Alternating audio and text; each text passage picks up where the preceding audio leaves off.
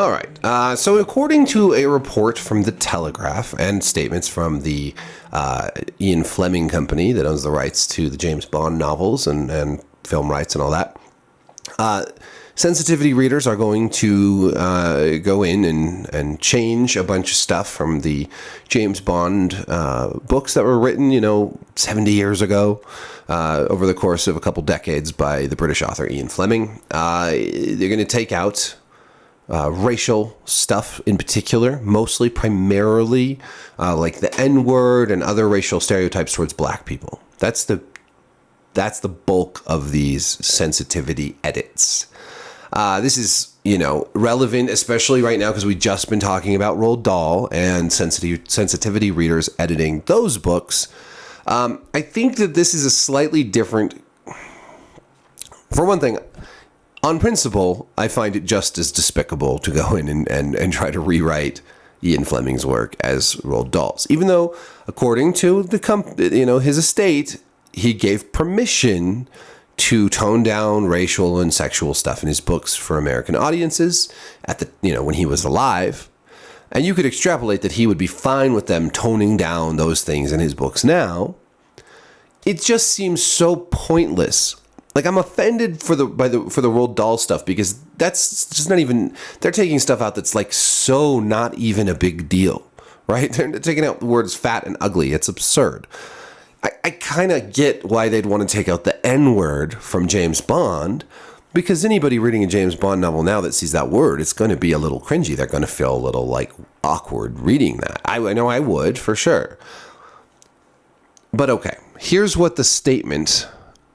disclaimer on the front of these books, okay? This book was written at a time when terms and attitudes which might be considered offensive by modern readers were commonplace. A number of updates have been made in this edition while keeping as close as possible to the original text and the period in which it is set. Now, I would be fine with them including the first sentence of that disclaimer on all the copies of the James Bond books that are printed now.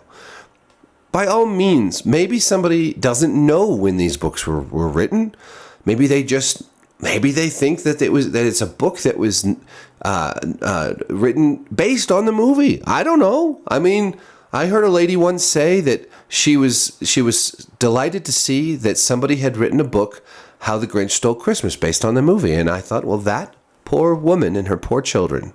But point being, by all means, put a disclaimer in your book. Warn people that they're going to see some outdated terms.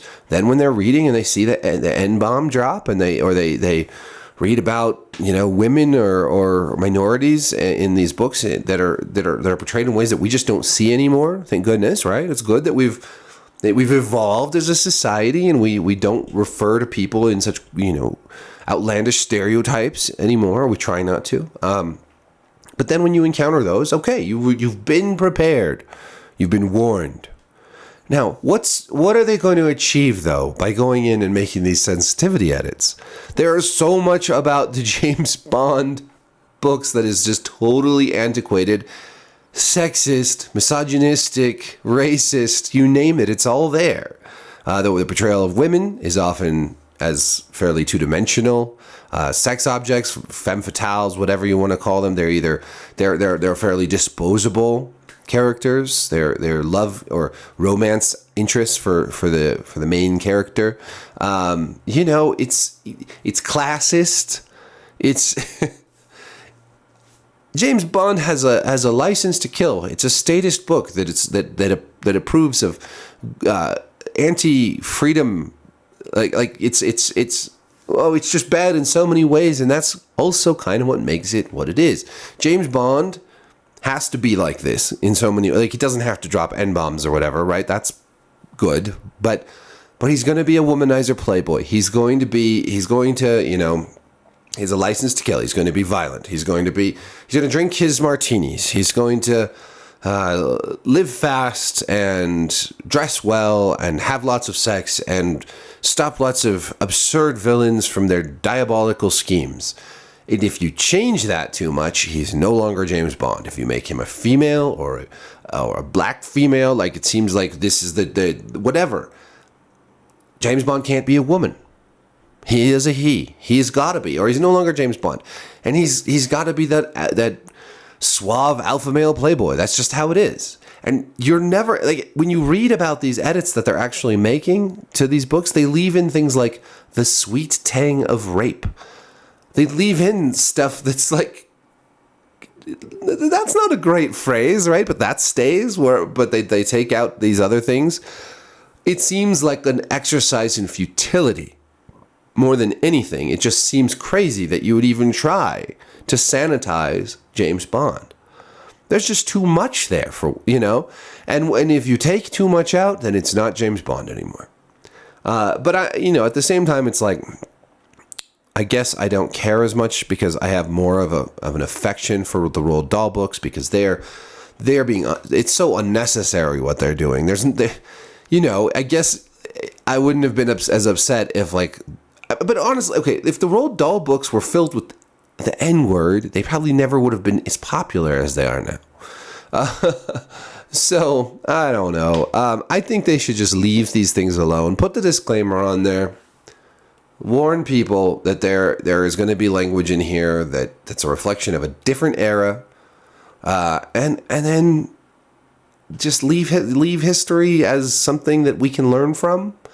Let's read the James Bond books and let's see what these attitudes were at the time from people who, like recently there was the new, not last year, but the year before last, they came out with the new Call of Duty game, Call of Duty Vanguard, which is a World War II game. And this World War II game was all about like this rainbow coalition of multinational black ops agents, basically, in World War II, who, there was the leader was a black British captain, and there was a female sniper from Russia, and there was the only time you saw any racism at all was from the Nazis or from the British towards Australians. And it's this sanitizing of what it was really like, which was, back in those days, there was still lots of racism towards, black people and brown people from the good guys, from the Brits and the Americans. And it wasn't just the Nazis who were racist. I mean, sure, they were the most racist. They were making death camps for Jewish people and gypsies and whatnot. But this is, it's sort of kind of icky when you go back and you try to sanitize the past, the past that we want to believe was all sunshine and roses. We want to believe that James Bond is the hero, and so Ian Fleming must have been an okay guy, and so surely he doesn't include all this terrible stuff in his books, but he does.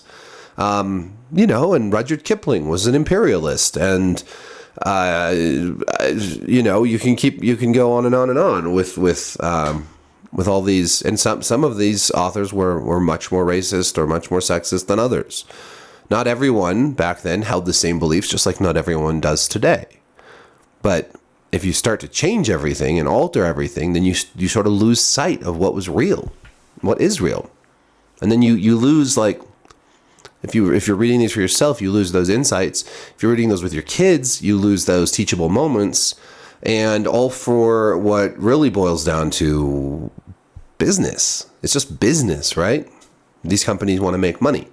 And if there's unpleasant, racist, misogynistic stuff in the James Bond novels and somebody reads one, well, maybe they'll never buy another copy. So if you can take that stuff out, maybe they'll buy 5. Maybe they'll buy, every book in the series. Smart business, but a little sensorial for my taste. A little, I